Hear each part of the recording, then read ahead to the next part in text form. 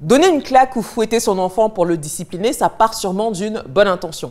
Mais où est la frontière entre correction disciplinaire et violence? Est-ce que vous y avez déjà réfléchi? Quelle est la bonne fréquence, le bon nombre de coups de fouet, le montant idéal de fessées qui vous permet de savoir que vous n'avez pas basculé dans l'abus? Quel est l'indicateur que vous utilisez pour vous dire « bon, là, j'y suis allé peut-être un peu trop fort ».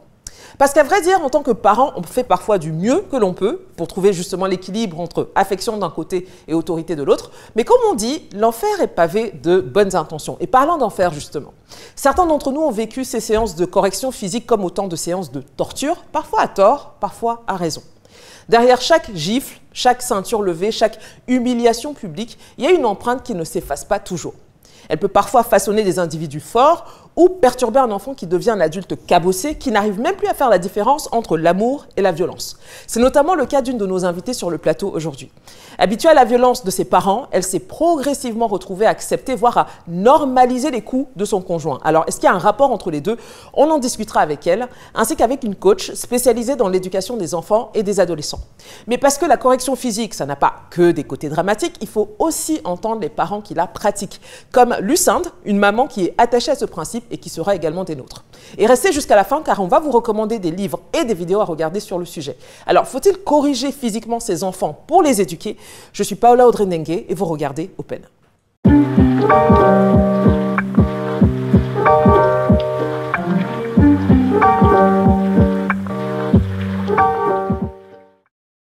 Faut-il corriger ses enfants physiquement pour les éduquer? C'est le thème du jour pour cette émission d'Open. Je suis sur un plateau 100% féminin. Je vous assure qu'on n'a pas fait exprès. Mais la discussion va être très intéressante. Et quand je dis on, encore une fois, je ne suis pas seule puisque j'ai mon acolyte à mes côtés. Je suis Batman et les Robins. Peut-être dans l'autre sens, je ne sais pas. Oula, comment ça va, Méliane? Bien, et toi? Ça va très très bien, j'adore le chapeau. Merci. Merci d'être là. Donc tu vas avoir une petite mise en perspective tout à l'heure, notamment avec un sondage sur lequel tu es tombée. Bien sûr, qui nous dit que 6 Africains sur 10 sont plutôt portés sur la correction physique. Hein. Effectivement, s'il y en a qui sont encore contre, eh ben, on dirait que les Africains sont pas encore prêts à laisser la chicotte. Voilà, laisser la chicotte, très bien. On va en parler justement avec nos invités. Je vais commencer par Lucinde. Bonsoir Lucinde. Bonsoir. Comment ça va? Ça va bien et toi? Ça va très bien, merci beaucoup. Aujourd'hui, on va la faire à la cool, on va se tutoyer. Hein. Voilà. Et donc Lucinde, tu es maman et tu es aussi mariée. Ta fille a 3 ans. Oui. Et en off, tu m'as dit effectivement que la question de la correction physique a commencé déjà à se poser. Elle n'a que 3 ans, mais ça a déjà commencé à se poser. Donc, on va en parler tout à l'heure. À tes côtés, on a notre coach, ce sera notre experte sur le plateau. Et on est très ravis de la voir. C'est coach Méliou. Bonsoir, coach. Hello, Paola. Comment ça va? Super bien. Très bien. Merci en tout cas d'être parmi nous. Alors, coach, tu es éducatrice spécialisée en parentalité. Tu as d'ailleurs lancé une plateforme digitale qui s'appelle Parents d'Ados. Donc, on va en parler, notamment la question des adolescents, parce que je pense que… Ah, c'est une question. C'est une question. Sur la correction physique et les adolescents, il y a de la matière. Notre troisième et pas des moindres invité, c'est un visage que les téléspectateurs connaissent très bien, surtout s'ils sont portés sur les questions de santé. Et bien évidemment, je parle de Kimi Stars. Coucou. Comment ça va? Ça va très bien. Merci d'être parmi nous. Merci. Alors aujourd'hui, on inverse un peu les rôles. D'habitude, c'est toi qui reçois les invités. Aujourd'hui, tu es l'invité. C'est vrai. Et tu vas, alors je le dis, hein, on l'a compris, mais elle est présentatrice télé et actrice. Mais en fait, on te reçoit quelque part aujourd'hui en tant qu'enfant. Oui. La petite Kiminette. La petite Kimi, voilà, la petite Kimi. Canette. Exactement. Et tu as accepté justement de revenir sur ce que ça a été pour toi la question de la sévérité de l'éducation et notamment de la correction physique. Et merci, parce que je sais un peu de quoi on va parler. Donc déjà, merci beaucoup d'avoir accepté de venir partager ça avec nous. Alors, pour déjà poser le décor, je vais commencer tout de suite en posant une question commune à nous toutes. Qui, dans son enfance, a subi au moins une correction physique? Vous levez la main sur le plateau. 100%. 100%. D'accord. Très bien. Au moins, c'est clair. Je me tourne vers Lucinde. Oui. Correction physique. Est-ce que c'était quelque chose de courant? Bon, pas trop, parce que ça marchait pas. Ça marchait pas avec moi. Moi, c'était quand il y avait la chicotte, je me braquais beaucoup. Alors là. Qu'est-ce que tu entends par te braquer? C'est-à-dire que si par exemple j'ai fait une bêtise et que on m'explique que c'est parce que tu as fait la bêtise et tout, je vais pas chercher à comprendre. Non, non, non. Non, je me ferme et je me braque. Mais par contre, quand on s'assoit avec moi, on parle, on discute, on me montre les conséquences et tout. D'accord. Même si je n'accepte pas sur le coup, je réfléchis après et puis voilà. D'accord. Donc en fait, il y avait plus d'impact finalement en te parlant, en ayant une approche pédagogique qu'avec la chicotte. Exactement. D'accord. Ok, ça c'est intéressant. Je pense qu'on reviendra là-dessus. Kimi, sur la correction physique. Alors, moi, j'étais très têtue. Ah, une fille qui était pas sage. Voilà, non, j'étais pas sage du tout. D'accord. Donc, c'était souvent. Ok, très bien. Ma question sera peut-être du coup pour Lucinda. Je reviens un peu vers toi. Tu es maman, donc je le disais, d'une fille de 3 ans. À 3 ans, quels sont les... Alors, on fait des gaffes d'enfants de 3 ans.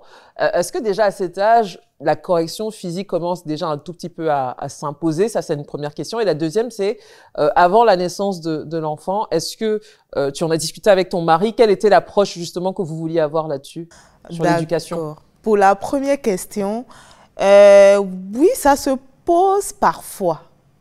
Parfois, quand elle fait une bêtise, parce que ma fille, elle est très dynamique.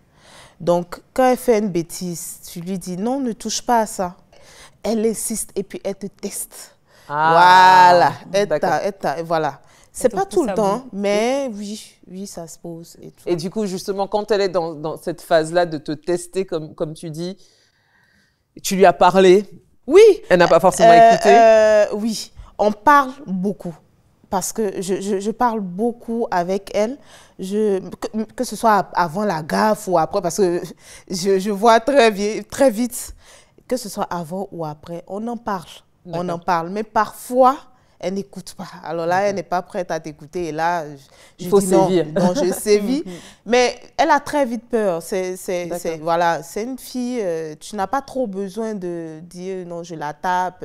Non, pas trop. Donc, en fait, tu as juste quasiment besoin de la menacer. Voilà, exactement. Et ça suffit à l'effrayer pour qu'elle s'arrête. Exactement. D'accord. Voilà. Ok, très bien. Voilà. Et le mari, du coup, le papa, c'était quoi l'approche quand on en avait parlé? Avant de l'avoir, on en a beaucoup parlé et j'étais quelqu'un qui n'aimait pas du tout qu'on touche aux enfants. D'accord.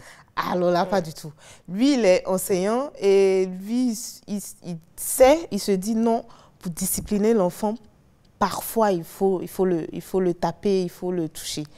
Moi, je n'étais pas du tout dans cette logique. Et est-ce que tu as un peu avancé sur le sujet? Maintenant, ça a changé un peu. Oui. Qu'est-ce qui t'a fait changer un tout petit peu d'avis là-dessus? Là, maintenant, je pense que c'est parce qu'elle teste beaucoup. Le dialogue va marcher. Elle est extravertie, pendant que moi, je suis introvertie. Je ne suis pas... Voilà. Donc, nos énergies, parfois, ça ont du mal un peu à s'aligner. Voilà, mais je travaille dessus, on travaille dessus et tout. Mais maintenant, c'est moi qui sévis plus que lui. Que le papa, vous voyez? Non, sa fille, c'est sa fille. D'accord. Non, lui... Il est devenu papa gâteau. Voilà, exactement. Il est devenu papa gâteau. Non, on ne corrige pas trop sa fille. Bon, il corrige, il sévit parfois, mais vraiment rarement. Rarement, voilà. D'accord, très bien, c'est intéressant. J'ai déjà envie de demander justement à coach Méliou, je te voyais écouter attentivement l'exemple qu'elle donnait justement. Ma première observation, c'est j'ai l'impression que c'est toujours les papas qui veulent vraiment que cette question de la correction physique soit présente et les mamans sont en général, en principe, un peu en retrait. Est-ce que c'est quelque chose que toi, tu observes aussi? Non, ça dépend des personnalités. D'accord. Moi, par exemple, chez moi, c'est moi qui chicote. D'accord. Et mon mari, pas du tout. Pas du tout. Mais chez lui, ça n'existe pas, ça se fait pas. Ça dépend des personnalités. Ça dépend vraiment des personnalités. Okay. Donc, que ce soit l'homme ou la femme. En général, dans un couple, on est complémentaires. Donc, c'est rare que tu aies les deux qui disent on frappe. Tu as toujours l'un qui temporise. Il y a le gentil et le méchant, quoi. Voilà, le bon flic et le mauvais flic. Le bon flic et le mauvais flic, d'accord. Le bon Très duo. bien. Et justement, est-ce que cette dynamique-là, est-ce qu'elle est j'allais dire, très fondatrice pour un enfant, c'est-à-dire d'avoir entre guillemets, gentil parent et le mauvais parent, parce que on en parlera peut-être. Parfois, quand on a préparé l'émission, on a parlé à quelques parents qui avaient un peu ce côté culpabilisant d'être le, entre guillemets, mauvais parent qui chicote, même s'ils savent, entre guillemets, en tout cas pour eux, que c'est nécessaire. Et j'allais dire, est-ce que pour un enfant, justement, d'avoir ces deux facettes-là, voilà, est-ce que c'est important dans sa construction? Bon, on va dire que ça dépend de la psychologie de l'enfant. J'aurais demandé, du coup, parce que c'est aussi une réalité, comment ça se passe, du coup, pour les parents célibataires? Parce que là, c'est un vrai sujet aussi. Il n'y a pas good cop, bad cop. C'est Et là, en fait, le parent célibataire, en général, en tout cas, se sent l'obligation d'être le père et la mère. Exactement. Et c'est là où, souvent, c'est compliqué. Et pour le parent, et pour l'enfant. C'est pas à quel moment il est papa, à quel moment il est maman, et c'est difficile. C'est pas le modèle idéal, mais quand ça arrive, il faut savoir vraiment être dans... Que le parent lui-même, soit dans un très bon équilibre. Parce que souvent, quand on est parent aussi monoparental, enfin quand on est dans une famille monoparentale, c'est pas facile pour le parent en charge de l'enfant d'être lui-même bien dans sa peau, bien dans sa tête. Tu viens, tu as une dure journée au travail, et c'est là que ton fils hyper actif. Moi, par exemple, j'ai une fille de 12 ans, elle est bavarde. C'est-à-dire que quand je rentre du travail, dans la voiture, je fais... Elle s'appelle Kim. Mais décidément, il y a un truc.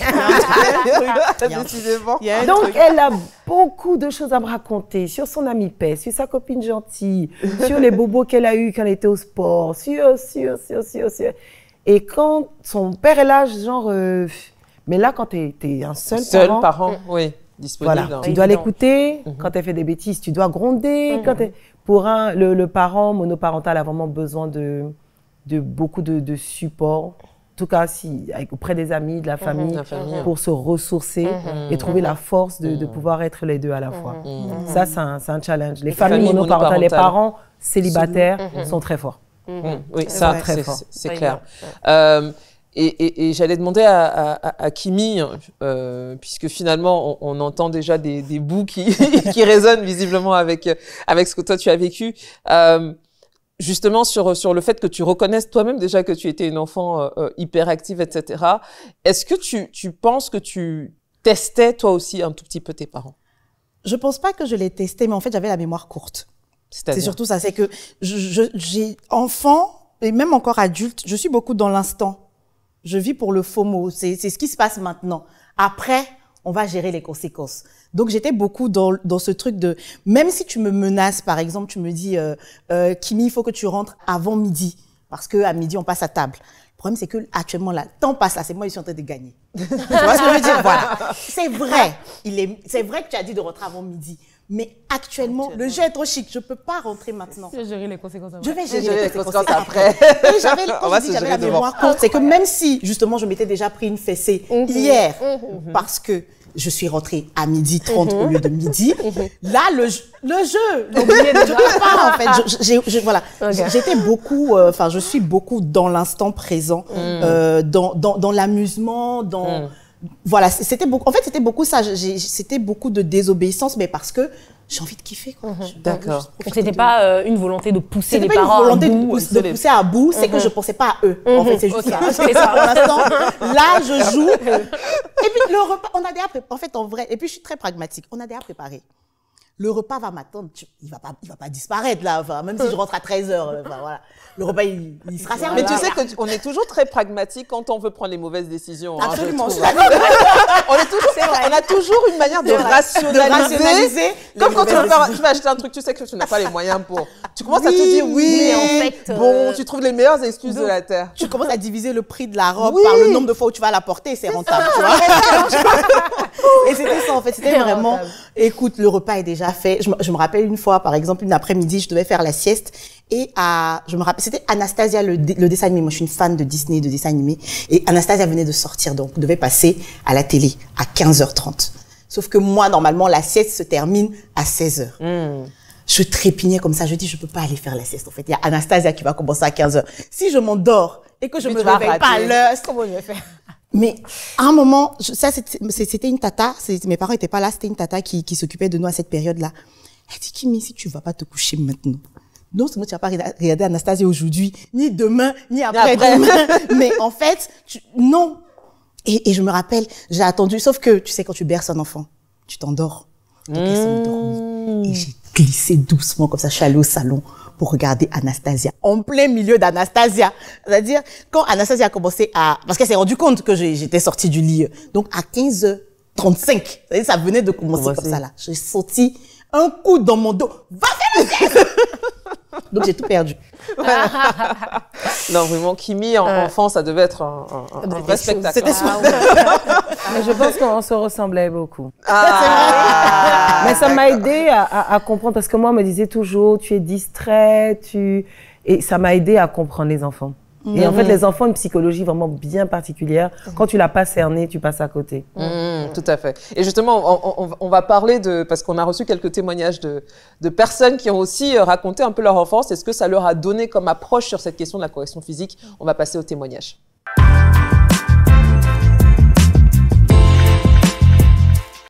Alors, comme à chaque fois dans l'émission, je vous sollicite sur les réseaux sociaux en avance en vous donnant le thème du sujet. Et puis, vous m'écrivez avec des histoires, vos réactions, ce que vous avez vécu sur le sujet. Et puis, on sélectionne. Et donc, on a sélectionné 4 témoignages. Je vais lire le premier qui est un témoignage d'un homme de 44 ans qui est père de 3 enfants et qui vit à Yaoundé au Cameroun. Bonjour le continent. Et donc, voilà ce qu'il dit. Il dit, moi, j'ai grandi avec la ceinture de mon père. Quand je faisais une bêtise, il n'y avait pas de discussion inutile. C'était 1 ou 2 corrections bien placées et je comprenais tout de suite. Aujourd'hui, je fais pareil avec mes fils. Ce n'est pas pour les blesser, c'est pour leur apprendre la discipline. Je ne vais pas trop raconter ma vie, mais il y a eu des moments où j'ai failli prendre la mauvaise direction. Et si je suis restée dans le droit chemin, je sais que c'est grâce à l'éducation stricte que j'ai reçue. Les jeunes d'aujourd'hui, surtout ceux qu'on élève sans discipline, ils parlent mal aux adultes. Ils n'ont plus de respect. Moi, je veux que mes enfants sachent que dans la vie, il y a des règles. S'ils dérapent, ils savent ce qui les attend. Et franchement, ça marche. Je n'ai jamais vu un enfant mourir d'une fessée bien dosée. Très bien. Qu'est-ce qu'on en pense sur le plateau? Ça, c'est papa qui rigole pas. Qu'est-ce qu'on en pense? Kimi ou Méliane? J'ai envie de... Oui, vas-y, Méliane. J'allais dire, en fait, il a dit, j'ai jamais vu un enfant mourir d'une fessée bien dosée. Alors moi, je pense que qu'est-ce qu'on appelle bien dosé?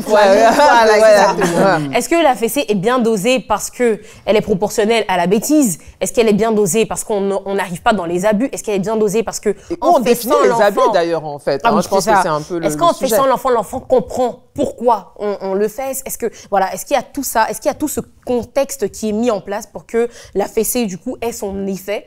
Ou est-ce que c'est juste des fessées? Je pense que quand le contexte est bien placé, tu comprends pourquoi on te fesse, ou pourquoi. Voilà, on va pas te blesser, on va pas rentrer dans des abus, dans la violence, mais tu comprends que tu as fait une bêtise et voilà. La conséquence. Voilà, il y a eu une action et la conséquence était la fessée. D'accord, très bien. On va passer au témoignage numéro 2. C'est une femme, cette fois, de 39 ans, qui a un enfant, qui est employé de bureau et qui vit à Lausanne. Et j'espère que mes cours de géographie ne me trompent pas, mais je crois que c'est en Suisse. Alors, elle nous écrit en nous disant ceci. Alors, parfois, je me dis que je fais comme ma mère faisait avec moi. Et pourtant, après chaque fessée, j'ai mal. Pas physiquement, mais dans mon cœur. Ma fille a 8 ans et parfois, elle me pousse à bout. Je pense qu'on en a un peu parlé tout à l'heure. Je lui ai déjà dit plusieurs fois, mais elle recommence, alors je la corrige. Pas fort, juste pour qu'elle comprenne. Mais après, je la vois me regarder avec ses grands yeux remplis de larmes et je me demande, est-ce qu'un jour, elle me pardonnera? Est-ce qu'elle se souviendra juste des leçons ou bien de la douleur? Moi, j'aimais ma mère, mais j'ai mis du temps à lui pardonner certaines choses. Aujourd'hui, je voudrais faire autrement, mais comment? Si je ne la corrige pas, elle va faire n'importe quoi. L'école ne suffit pas, la rue est pleine de mauvaises influences. C'est comme si je n'avais pas d'autre choix et ça me ronge. C'est une question. Alors, moi, en lisant, je ne vous cache pas qu'en lisant ce témoignage, j'ai eu l'impression qu'il y avait un peu plus que de la violence. Quand je dis un peu plus de la violence, je veux dire par rapport à la mère de celle qui nous écrit. Je ne sais pas si c'est clair ce que je dis. Oui. Un peu plus que de la correction. Un peu plus que de la correction physique. Je ne sais pas ce que la coach en pense. Oui, on lit entre les lignes. On comprend que des fessées qui t'ont laissé des séquelles relationnelles avec ta mère, c'est des fessées qui ne se sont pas bien passées. Maintenant, la question, c'est quel est l'objectif, en fait, de la fessée? Ça, c'est la question déjà. La première question, quel est l'objectif? En général, on la donne parce qu'on veut éduquer. Donc, éduquer, c'est quoi? C'est former son fils ou sa fille, lui montrer la bonne voie en développant sa personnalité. Ça, c'est la partie la plus en développant sa personnalité. Et là, on revient à ce que Lucène disait, mais c'est quelle est la personnalité de ton enfant? De l'enfant, ouais. Parce qu'en général, un parent qui est juste, il se dit, je fais la même chose pour tout le monde. C'est comme ça que moi je suis comme ça, je suis comme ça. Et c'est là où on fait des erreurs. Parce qu'en vérité, tu ne dois pas agir de façon juste, la justice à tes yeux, en te disant que je suis juste avec chacun d'eux, en agissant de la même façon. Sans prendre en compte leur spécificité. Parce qu'en général, tu dis que je ne veux pas faire de favoritisme. Donc, j'agis de la même façon avec tout le monde. Parce que si moi, je chicote Franck et que je discute avec Lucie, bon, il y a un problème, tu vois. Alors qu'en vérité, c'est comme ça que les choses doivent se faire. C'est-à-dire que le parent doit avoir l'intelligence émotionnelle déjà de trouver le bon profil. Mon fils, en fait, c'est un aventurier, lui, il aime, souvent on a des cerveaux d'ingénieurs et ça emmène à la curiosité. Comme Kimi disait tout à l'heure, on renverse l'eau, mais la tâche, elle sera ronde, ovale, carrée, mais c'est un cerveau d'ingénieur. Donc souvent, il y a des défauts qui sont en fait des qualités. Mais sans le savoir, tu peux tuer un talent dans la vie de ton fils en disant « Mais toi, c'est toujours toi qui aimes essayer. » Alors qu'en fait, c'est le futur Einstein peut-être demain. Mais on se dit « Mais non, lui, il aime essayer, mais en vérité... » Voilà. Les hyperactifs, c'est souvent des personnes qui ont la capacité de parler devant la caméra, vraiment avec beaucoup de facilité. Mais quand ils sont jeunes, et surtout quand on veut travailler avec les enfants, pour ceux qui ont essayé d'être les répétiteurs des enfants, mais ça... Non, il faut une patience particulière. Parce que les enfants, ils apprennent, mais ils apprennent avec une certaine, j'ai envie de dire, liberté. Tu peux lui dire de réciter la table de multiplication, puis il va prendre son camion, 2 x 2, 4. Mais en vérité, le parent va dire « Ah, mais il est distrait !» Alors qu'en fait, il est en train de retenir d'une meilleure façon que rester droit comme ça. 2, 4, voilà. Donc, il faut que nous, parents, il faut qu'on ait cette approche-là de pouvoir connaître la psychologie de chacun de nos enfants. En disant, lui, quand on le gronde, lui, il comprend. Donc, ça veut dire quoi? La correction, il y a différents niveaux de correction. Il y a différents niveaux de correction. Donc, d'abord, il y a la menace. Ensuite, on gronde, donc c'est une menace un peu plus ferme, avec une voix ou des yeux, une expression qui montre qu'on n'est pas content. Et après, il y a la fessée. Mais la fessée, c'est vraiment le dernier recours. Et comme on disait, ça ne marche pas avec tout le monde. Tout à fait. Merci beaucoup, coach. Je pense que c'était très, très, très bien expliqué. On voit pourquoi elle est coach. Très bien expliqué. On va passer au témoignage numéro 3, qui nous vient d'un homme. Alors, autant le plateau est féminin aujourd'hui, mais alors ils étaient très bavards dans les témoignages, les hommes, sur le sujet. Voilà. Et donc là, on a un homme donc de 40 ans qui a 2 enfants, donc qui est papa et consultant en management à Rouen, donc en France, qui dit je vois ici en Europe comment les enfants grandissent sans discipline.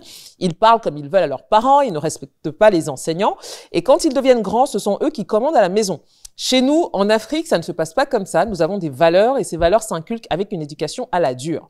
Moi, j'ai grandi en Guinée et quand je faisais une bêtise, mon père me mettait une bonne correction. Est-ce que ça m'a détruit? Non. Au contraire, ça m'a construit. Mais ici en France, si tu lèves la main sur ton enfant, on t'envoie des services sociaux. Résultat, des enfants sans repère qui traînent dans la rue, qui font des bêtises. Je vois des jeunes Africains grandir ici sans discipline, sans respect, parce que leurs parents ont peur d'éduquer comme on le fait chez nous.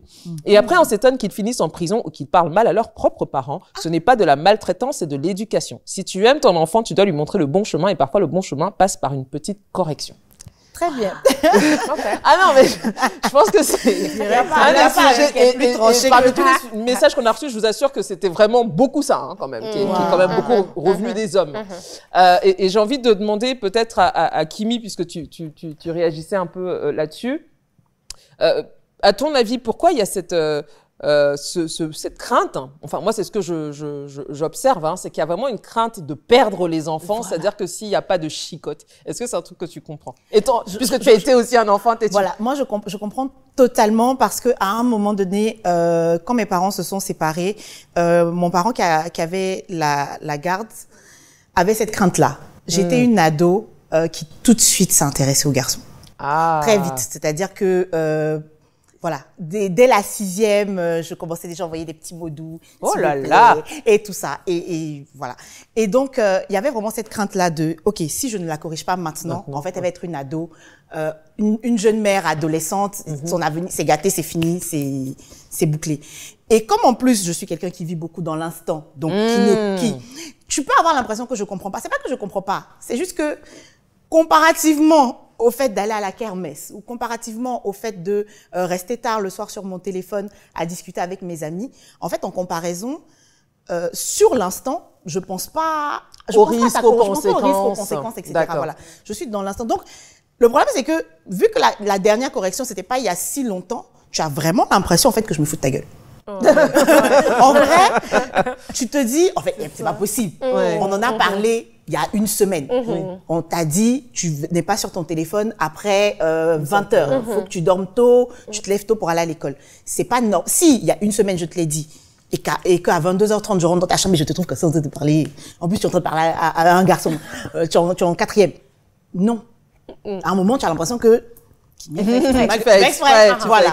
Donc, et en plus, je suis ton seul parent. On est loin. Ton autre parent est loin. Parce qu'en plus, moi, je suis moitié camerounaise, moitié ivoirienne. Donc, à ce moment-là, mes 2 parents étaient dans 2 pays complètement différents. Là, tu as l'impression, tu te dis, en fait, si je ne la brusque pas, elle va m'échapper entre les doigts. Donc, je comprends très bien ce que ce parent dit. Mais en même temps, j'ai envie de lui dire que le problème, c'est que dépendamment de la personnalité de l'enfant, tu fais des enfants qui sont fourbes. Parce qu'à un moment, moi, j'étais devenue très douée pour cacher les choses. La manipulation dont parlait moi, tout à l'heure, je pense que mes talents d'actrice ont commencé à se révéler à ce moment-là. Moi, je me rappelle une fois, mon père a été convoqué à l'école et il était scandalisé. En plus, il a vu l'objet de la convocation. Il dit, mais ma fille peut pas dire ce genre de gros mots, c'est pas possible, en fait. Est-ce que tu étais complètement différente à la maison? Ah non, mais j'étais adorable. Ah, gentille petite fille modèle. Petite fille modèle. Quand ma mère aussi, elle a vu la convocation, elle dit, mais en fait, je comprends pas de quoi il s'agit exactement. C'est pas Kimi. Est-ce que vous êtes sûr que c'est elle? De quoi parle le texte? Non, de quoi parle l'auteur? On dit non, Kimi peut pas faire ça, c'est pas possible. Ça lui ressemble pas. Et parce que, à un moment donné, quand les corrections sont trop dures, trop sévères, tu commences à chercher à les éviter parce que, bon, je vais pas dire, moi, j'ai pas eu ce cas comme toi où ça me disait plus rien. Ça m'a toujours dit. Vraiment, ça me faisait mal. Ça me rendait triste. Voilà, la chicotte, ça m'a toujours fait mal. Ça m'a toujours rendu triste. Et puis, il y a ce côté aussi où, genre, tu sais que s'il y a discipline, c'est ton parent est un peu déçu de toi. On parlait beaucoup avec mes parents. Donc, il y avait aussi cette conversation gênante avant où on t'explique justement que tu as fait une bêtise, donc tu es tu es gêné avant. Ensuite, il y a la correction. Après, tu sens que tu as déconné, quoi. Donc, ça m'a toujours dit, mais en même temps... C'était pas assez pour te freiner. Voilà, exactement. C'était pas assez pour me freiner. Et donc, à un moment, tu commences à développer une sournoiserie pour contourner, pour éviter, ou pour repousser au maximum. Comme ça, tu as bien profité. C'est-à-dire que si tu as fait des bêtises, peut-être pendant 6 mois, et puis on t'a attrapé, 6 mois après, bon... Ça va. Un coup, mais on t'a attrapé pour une bêtise, mais il y en a beaucoup que tu as pu faire. Voilà. Tout à fait. Donc attention, ça peut faire des enfants fourbes. Fourbes. Très, très bien. On va passer au dernier. Quel est l'équilibre, alors, au final? Comment est-ce qu'on fait quand on a ce genre d'enfant? C'est toute la question. Justement, je la poserai au coach. On va terminer rapidement sur le dernier témoignage sur lequel je voulais aussi avoir vos réactions. Donc, qui est encore un homme. Mais cette fois-ci, un peu plus jeune. Donc, 26 ans, chef de projet junior donc à Bamako. On fait coucou à nos amis du côté du Mali. Qui me dit, alors, Paola, si on parle de fessées, moi, j'ai une histoire que je n'oublierai jamais. J'avais 10 ans. On jouait au ballon dans la cour et je ne sais pas comment la balle a atterri droit sur la marmite que ma tante avait laissée sur le feu. Catastrophe. Toute la sauce s'est versée par terre. Ma mère est sortie en entendant le bruit, la cuillère en bois à la main. Mon premier réflexe a été de courir aussi vite que possible. Sauf que dans la panique, j'ai voulu sauter le mur pour m'enfuir et ma culotte est restée accrochée à un clou. Ma mère est arrivée. Et là, ce jour-là, je crois que j'ai vu toutes les étoiles du ciel en plein jour. Toute la famille est venue voir la scène et on a rigolé pendant des années. Aujourd'hui encore, quand on se réunit, mes cousins me rappellent cette anecdote à chaque fois. C'est devenu une légende familiale. Heureusement, avec le temps, on en rit tous, mais sur le coup, je te promets que j'ai pleuré comme jamais. Bon, c'était une anecdote quand même assez drôle. Et je vais enchaîner justement avec notre experte, parce que j'ai pas mal de questions déjà en vous écoutant toutes, et même à partir de ce dernier témoignage. La question aussi en Afrique, hein, j'ai observé que la fessée ou la correction physique n'est pas que l'affaire des parents directement de la maison, mais aussi de la famille élargie, voire les voisins, les enseignants. Les enseignants, l'école aussi. Quel est ton regard plutôt là-dessus? Est-ce que justement cette question de la correction physique, on doit vraiment la circonscrire uniquement à la maison, ou est-ce que vraiment on continue à laisser aussi les autres adultes avoir le droit de corriger physiquement ses enfants? Bon, l'Afrique a une certaine convivialité qui est particulière. Et c'est pour ça que j'aimais bien l'avant-dernier témoignage qu'on avait vu qui parlait vraiment du conflit culturel. Donc lui, il vivait à Rouen, je crois, et il voyait que l'éducation n'était pas du tout celle que lui il avait reçue quand il était en Guinée. En Europe, on n'a pas du tout la même culture, la façon on appelle des fois les parents par leur prénom. C'est vraiment différent. Ici, en Afrique, on dit que tu es le fils du village. Ça veut dire que tu appartiens au village. Ton père s'appelle Mamadou, mais le voisin qui s'appelle Kofi, tu as aussi son fils. Et tous les adultes, en fait, ont comme un regard bienveillant sur toi. Quelque part, c'est une bonne chose. Quelque part, c'est une bonne chose tant que ça reste dans une certaine éthique. Ça veut dire que tu le corriges en sachant quand même que ce n'est pas ton enfant. Tu vois? Ça veut dire que tu le rencontres, il a 14 ans, il est en train d'essayer sa première cigarette. Quand tu le vois, tu ne vas pas le dépasser pour dire, je vais aller dire à ton père, tu dis, ah bon. Mais, donc, ça fait que lui, il sait que si tonton l'a vu, c'est comme si papa l'a vu. Exactement. Donc, ça faisait que les enfants étaient quand même prudents de sorte que tout le monde me voit. Et puis, tout le monde est un peu papa, tout le monde est un peu maman. Donc, il y a un côté quand même assez protecteur. Et respect de l'autorité aussi. Respect de l'autorité, quelquefois même peut être il y a un certain côté réconfortant. Quand quelquefois tu te trouves dans des mauvaises circonstances, tu sais que tous les voisins, c'est un peu mon papa, c'est un peu, je suis pas seule. Mais il y a des fois un côté un peu malsain. En tout cas, aujourd'hui, les choses ont beaucoup évolué. Aujourd'hui, même avant, le maître de l'école, il te donnait, avec la règle, tu viens, tu récites ta poésie. Sur les doigts. Mais aujourd'hui, c'est compliqué aujourd'hui pour les enseignants même de taper les enfants. Pourquoi? Les parents interviennent? Oui, les parents ont changé. Les choses ont changé. Avant, nos parents sont nés dans le village. Nous, on n'est pas nés au village. Ils nous ont transmis des choses, mais on n'a pas appris beaucoup de choses du village. Donc, ça fait que, bon, mon fils, c'est plus trop le fils du voisin. Tu vois, tu peux le gronder, mais tu frappes pas. Tu le frappes pas. Tu vas pas frapper mon fils.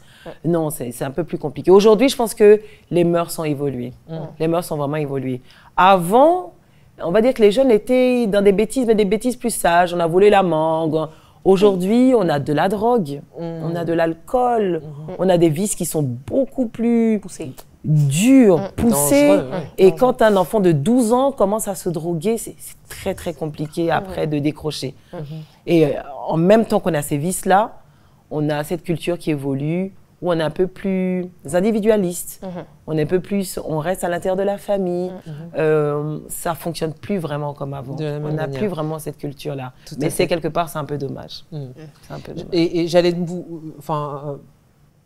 dire en vous collectif, mais je vais commencer encore par coach.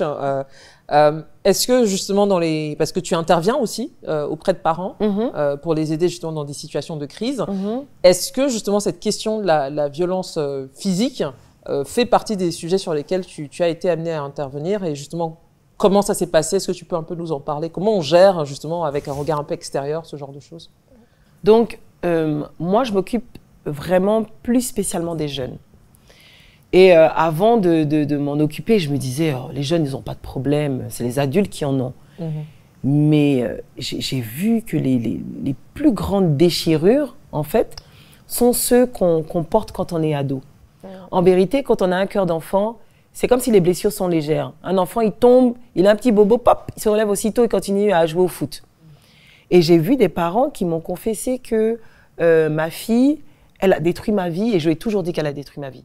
Tu as détruit ma vie, tu as gâché mon futur. Donc là, on parle de violence physique, mais il y a des violences vraiment verbales. Oui, des violences verbales. Donc la mère elle-même, elle confesse et dit, en fait, je lui ai toujours dit ça. Mais quand elle a passé le cap de 14 ans et que je lui ai redit la même phrase que je disais depuis qu'elle avait l'âge de 2 ans, ça n'a plus le même impact. Que ça l'avait défigurée. Elle a dit, j'ai senti que son visage était défait. J'ai senti la tristesse rentrée dans son âme. Et elle a dit, là j'ai dit, mais qu'est-ce que j'ai fait? Mais je lui ai toujours dit ça, pourquoi aujourd'hui ça fonctionne comme ça? Les adolescents ont un bouleversement, non seulement physiologique, parce qu'on commence à avoir des formes, on a la voix qui meurt, on commence à avoir la barbe, la moustache, mais psychologiquement aussi ils shiftent. Pourquoi ils shiftent? Ils ont passé la phase de l'enfance, ils ne sont pas encore des adultes. Moi j'aime bien dire ce sont des mutants. Ils sont au milieu. Il n'est pas l'adulte qu'il sera, il n'est plus l'enfant qu'il était, il est un peu au milieu. Donc dans cette phase évolutive, elle est super sensible. Là, c'est là où le parent doit vraiment porter les bons gants, parce que si tu mets les gants de boxe au lieu de mettre des gants de velours, mais tu peux perdre ton enfant à jamais. Et on a vu beaucoup de jeunes qui viennent, mais qui ont le cœur complètement blessé, qui expliquent en fait des choses qui se sont passées dans le passé. Et c'est comme si c'est maintenant que les blessures remontent.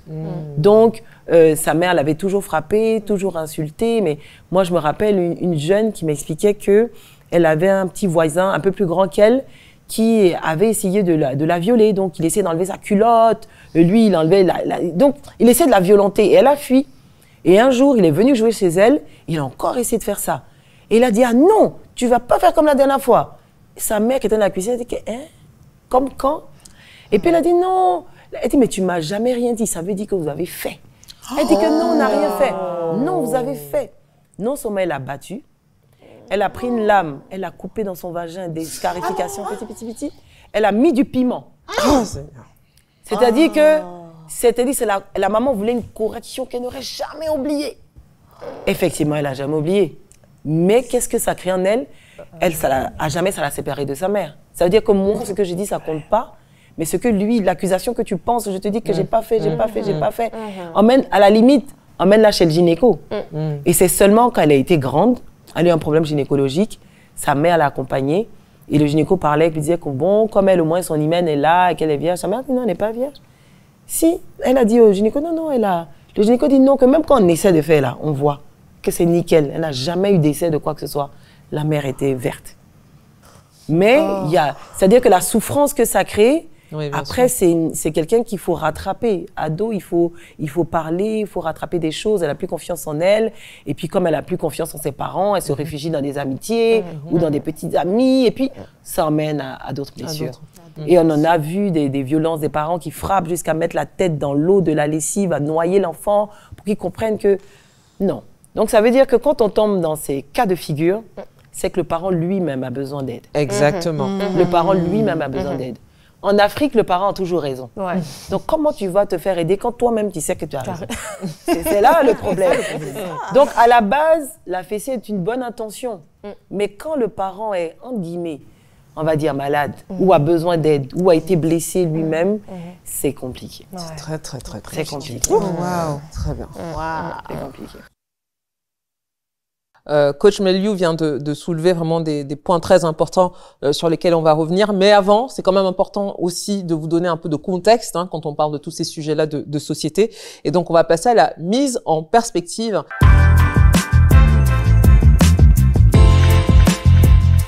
Méliane, tu as quelques informations justement à nous partager sur ce sujet de la correction et des châtiments corporels sur les enfants en Afrique. Totalement. Alors, je pense qu'on va commencer par des chiffres. On a des chiffres assez intéressants qui nous viennent de Afrobarometers. Et donc, c'est un sondage qui a été réalisé dans 39 pays d'Afrique. Et ce sondage nous dit qu'en fait, 61% des Africains donc, estiment qu'il faut encore chicoter. On va faire ça. Voilà. Estime que le châtiment corporel est encore d'actualité et que c'est important de chicoter les enfants. Donc ce sont des chiffres qui, je pense que on le sait, les Africains sont encore un petit peu attachés aux valeurs de la chicotte. On l'a vu dans les témoignages aussi. Mais on a quand même quelques pays d'Afrique qui sont en retrait par rapport à cette mentalité. On va notamment en Afrique du Sud où une loi qui a été publiée, qui nous vient d'août 2024.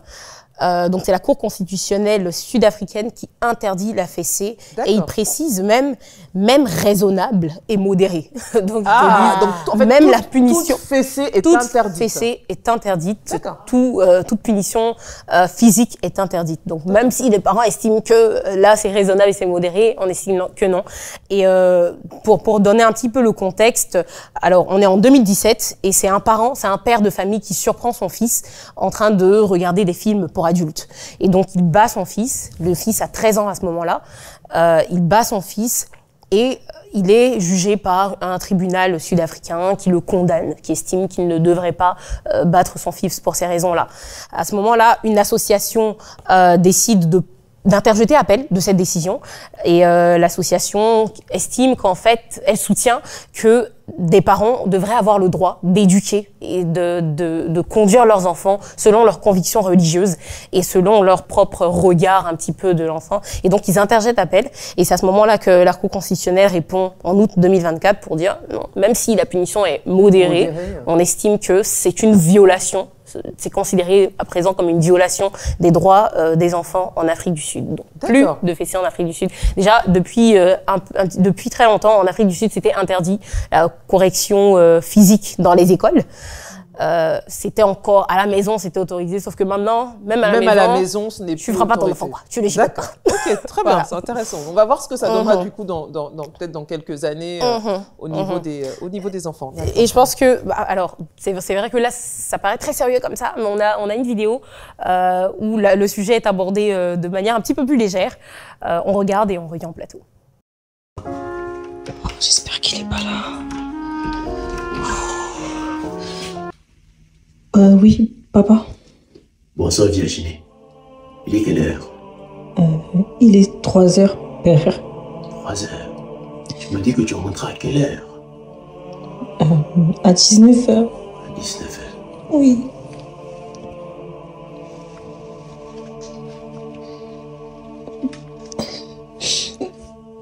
La chicotte. Ou Zelda.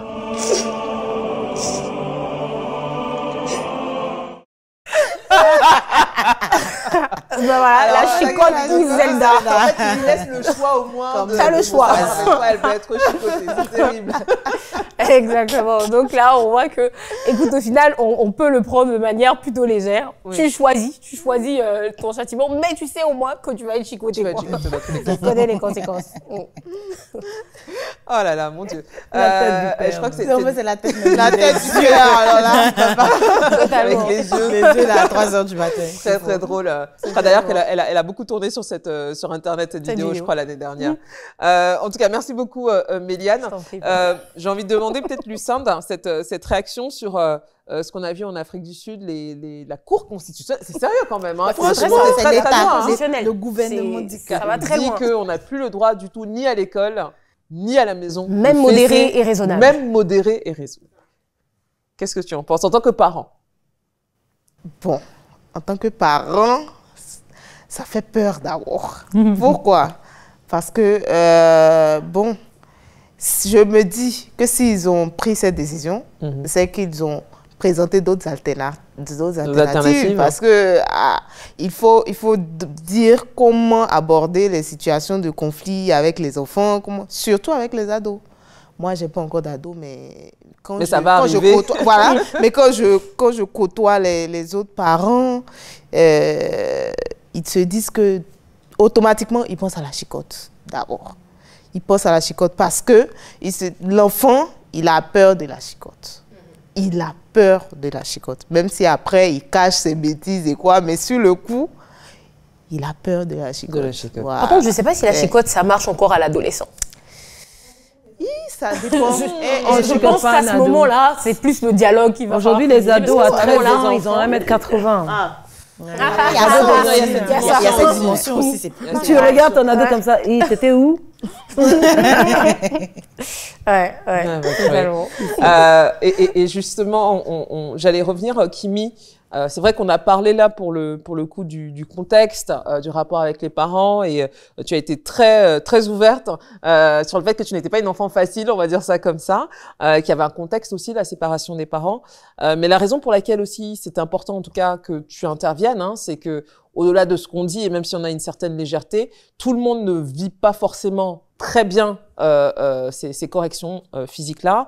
Et par exemple, dans ton cas, parfois, elles ont des répercussions qu'on n'a pas forcément vu venir plus tard dans sa vie affective. Est-ce que je peux te demander comment toi, aujourd'hui, avec du recul, comment tu vois que cette sévérité, ces corrections physiques que tu as parfois eues a pu finalement t'influencer négativement une fois que tu es devenue jeune adulte? Alors, je vais commencer déjà par dire que j'aime mes parents de tout mon cœur.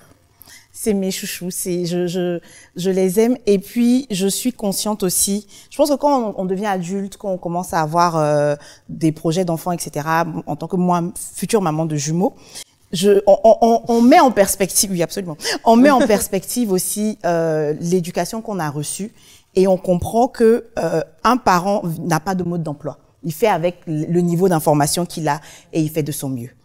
Alors moi, dans mon cas, et je ne me rendais pas compte, mais j'ai vécu un traumatisme lié à la sévérité des punitions que j'avais, qui faisait que quand j'étais dans des relations abusives avec violence verbale et violence physique même grave, je pensais que c'était normal. À cette époque-là, je me rappelle, j'avais 18-19 ans. Okay.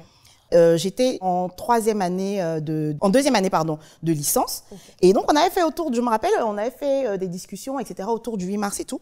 Et je disais, non, mais pour moi, quand on parlait de violence conjugale, c'est que tu n'as rien fait. Et puis, on t'a tapé. Voilà. C'est-à-dire que le gars est rentré le soir, il est ivre. Important, c'est très important. Pour moi, je me disais, non, le gars, il est rentré le soir, il est ivre, il te frappe, mais tu n'as rien fait. Tu vois. Ou alors. Là, tu es victime. Là, tu es victime. Mais, tu as fait quelque chose, genre, voilà, tu l'as trompé, comme j'ai donné l'exemple, tu es sorti, tu lui as menti, tu as pris de l'argent alors que, il t'a dit de pas utiliser sa carte, mais bon, toi, tu voulais les chaussures, donc tu as pris. En tout cas, tu as fait quelque chose.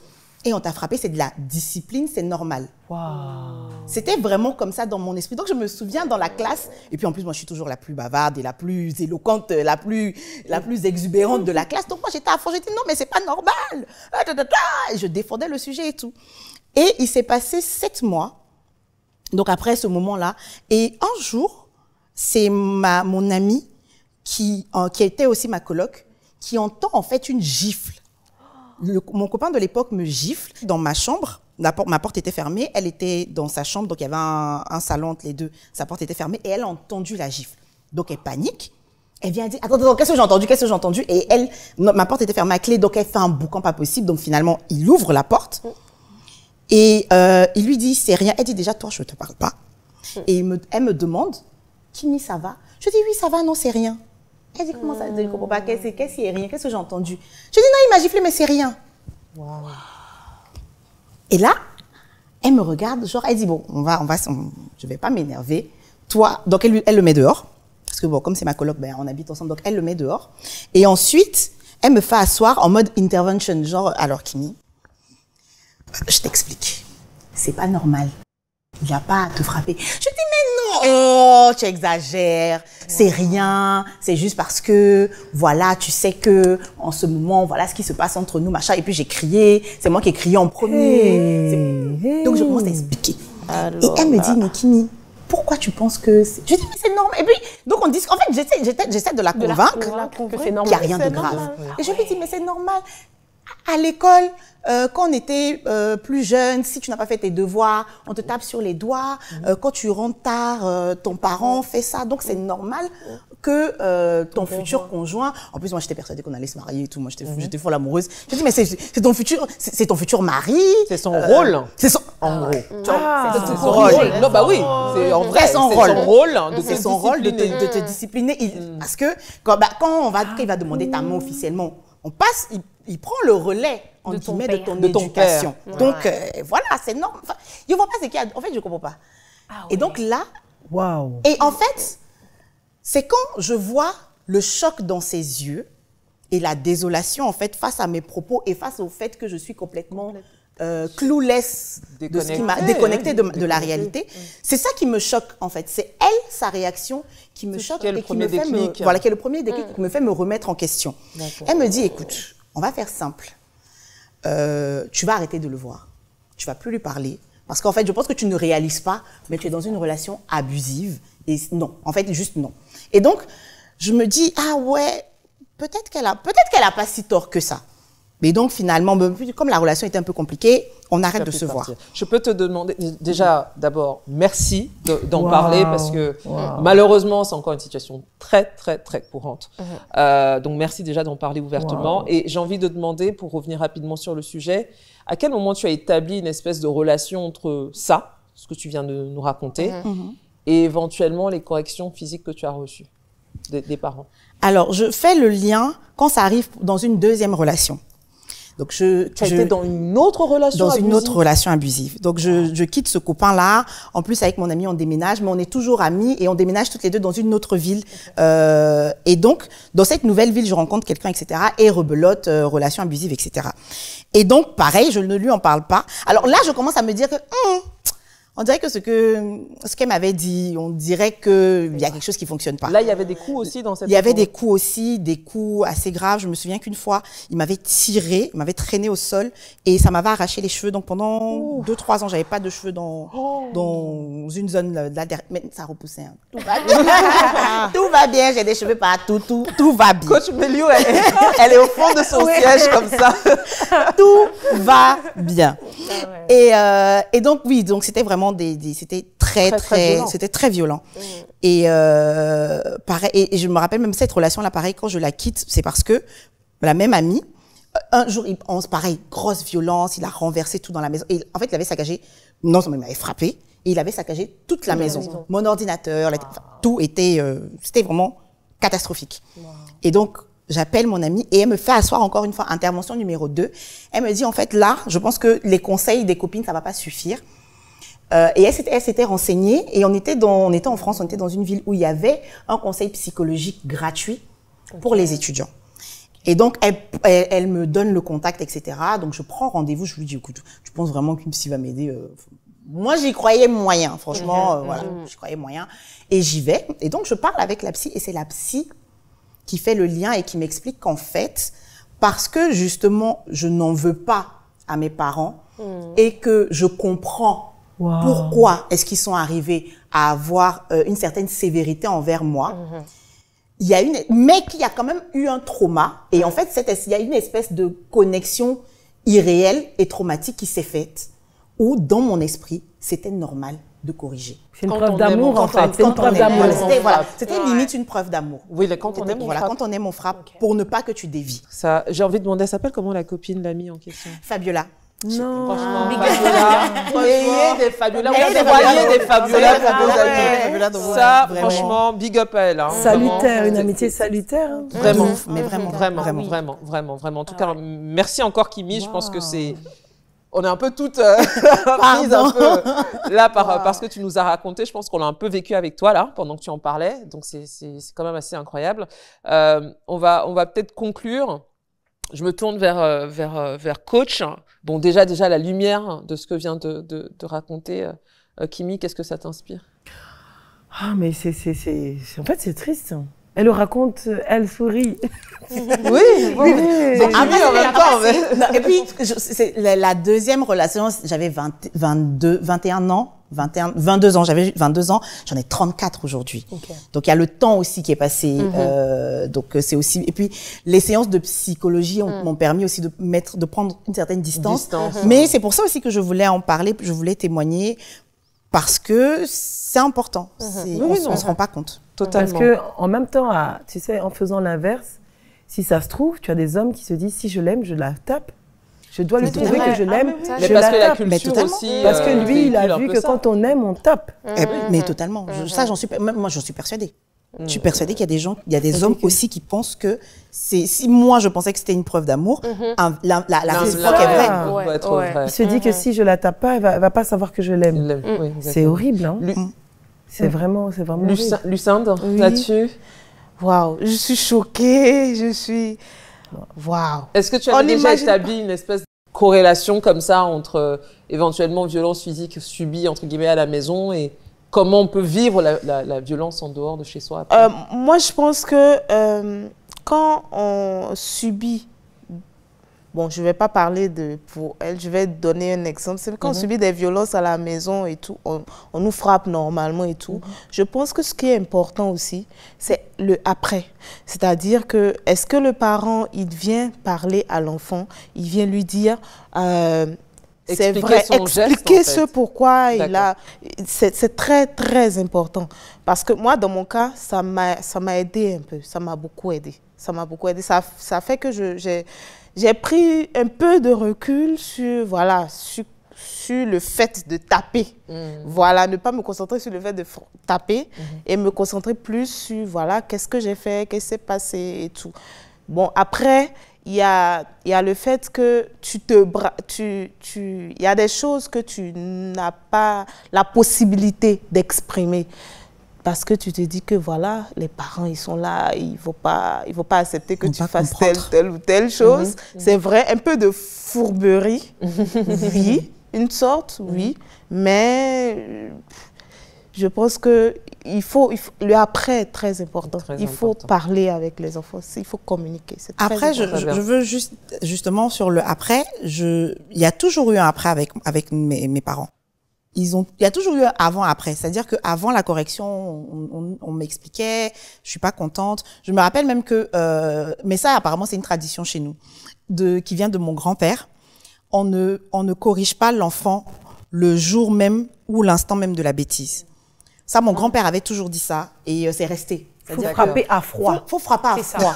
Parce que à chaud, ta réaction peut être disproportionnée, tu es dans la colère. Alors qu'à froid, mon grand-père estimait que du coup, tu es plus mesuré, voilà, c'est plus correctif.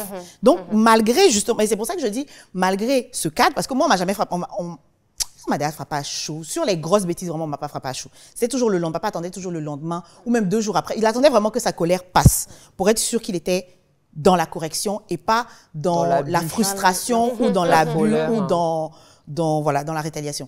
Maman aussi, c'était pareil. Et donc, voilà. Et on avait toujours une discussion après. Tu sais que je t'aime. Moi, mes parents m'ont toujours dit qu'ils m'aimaient. Mes parents m'ont toujours manifesté de l'amour et de l'attention. Mais malgré ça... c'est pas malgré ça. C'est en cela... C'est ça qui a déformé la correction. Parce que la correction est à chaque fois une marque d'amour. En fait, c'est ça qui a tout... Les deux étaient toujours tellement associés. Tellement associés que du coup, c'est ça. C'est ça. C'est quand on te frappe, on t'aime. En fait, c'est ça. C'est la recette, c'était la mauvaise recette. Mais pour certains enfants, je pense que ça fonctionne. C'est pour ça que je dis que ça dépend de la personnalité de l'enfant en vrai. On en revient toujours à ça.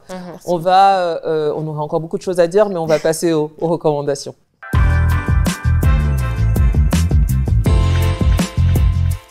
Alors, on va conclure cette émission avec des recommandations, comme on le fait à chaque fois, parce que l'idée, c'est bien évidemment de vous donner les outils pour avancer sur différents sujets qui sont abordés.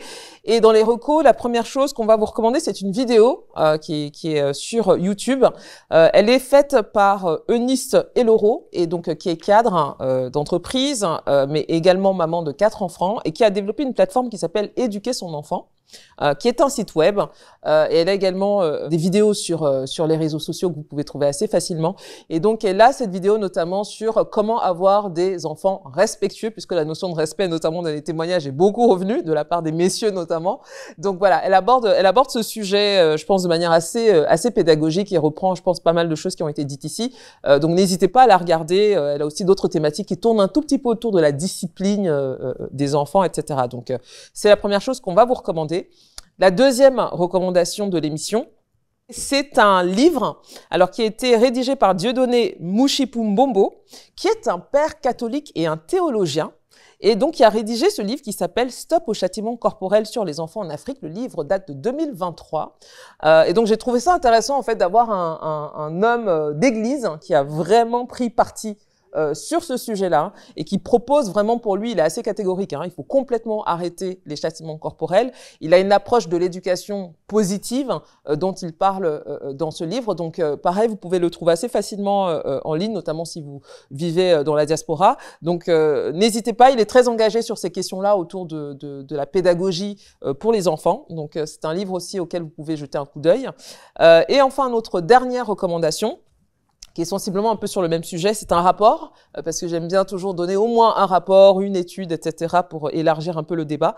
Et donc, c'est un rapport qui date, lui, de 2014, qui a été signé notamment par Plan International et Save the Children, qui sont deux organisations internationales assez reconnues sur les sujets liés aux enfants. Et donc, le rapport s'intitule « Interdire les châtiments corporels des enfants en Afrique occidentale et centrale ». Et donc, vous trouverez pas mal de recommandations là-dessus, de chiffres et d'études sur quelques pays africains. Et ce document est disponible intégralement. C'est un rapport qui a à peu près une 30aine de pages que vous pouvez trouver sur Internet gratuitement, donc sur le site End All Corporate Punishment of Children. Mais je pense que vous avez juste à taper le nom du rapport sur Internet, vous le retrouverez assez facilement. Voilà.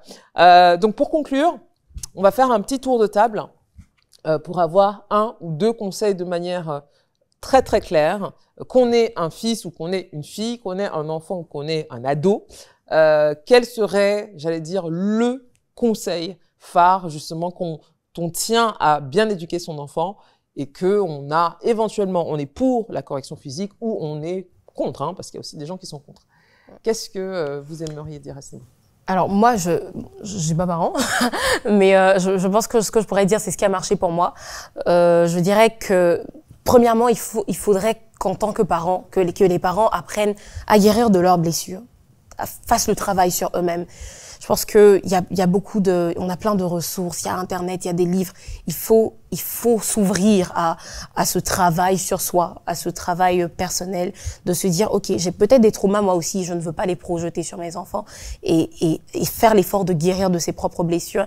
Et ensuite, privilégier le dialogue, essayer de comprendre ses enfants, essayer d'apprendre à les connaître et de savoir ce qui marche et ce qui marche moins sur chaque enfant. Moi, je pense que c'est ce que je pourrais dire. Très bien, merci beaucoup Méliane. Kimi? Je pense que je vais aller un peu dans le sens de Méliane, c'est vraiment accepter ses enfants et leur personnalité. Ça peut être compliqué, mais il faut savoir reconnaître les qualités, même dans les choses qui nous semblent agaçantes quand on est parent, et accepter les enfants et leur personnalité, et puis privilégier le dialogue. Dialogue et respecter les individualités, très bien. Coach? Alors moi je dirais, il faut déjà savoir qu'un enfant c'est pas un chien. Donc un enfant c'est pas un chien, on le dresse n'obéit pas, voilà, n'obéit pas à la baguette, il n'est pas parfait, voilà, parce que souvent quand on a un enfant qui n'est pas dans le type ou l'idéal qu'on veut, on a l'impression que c'est nous qui avons un problème, il faut que je sois plus dur ou non, on peut avoir un enfant qui n'est pas parfait, mais c'est notre enfant et on fera avec. Et j'ai beaucoup aimé la loi qui est sortie en Afrique du Sud qui montre qu'il y a d'autres alternatives que la fessée. En Afrique, on donne la fessée, pourquoi pas, mais il y a d'autres alternatives. Il y a d'autres punitions. Si c'est une fille qui est gourmande, on l'empêche de grignoter ou de manger les chocolats qu'elle aime. Il y a d'autres alternatives. Et je pense qu'il faut aussi voir que il faut pas être perfectionniste dans le sens où il faut qu'on ait le résultat qu'on s'est mis dans la tête d'avoir, l'enfant doit être de telle ou telle façon. Tu peux donner une éducation et puis ça va donner un autre modèle. Mais à toi de toujours accompagner l'enfant, de toujours croire en lui et de donner le meilleur de soi. Très bien, très bien. Lucinde? Je crois que la coach, elle a tout dit. Mais comme Kimi aussi a dit, c'est connaître son enfant. Connaître son enfant, accepter sa personnalité. C'est très, très important. Parce que quand on accepte sa personnalité, on se rend compte que même ses défauts ou ses bêtises, dans ses bêtises, l'enfant veut nous apprendre quelque chose, l'enfant veut nous dire quelque chose. Et ça, c'est très, très important. Très important. Voilà. Très bien. Merci beaucoup, mesdames. Je conclurai peut-être quelque part en mixant un peu tout ce qui a été dit, en m'adressant là directement aux parents et aux jeunes parents qui nous regardent.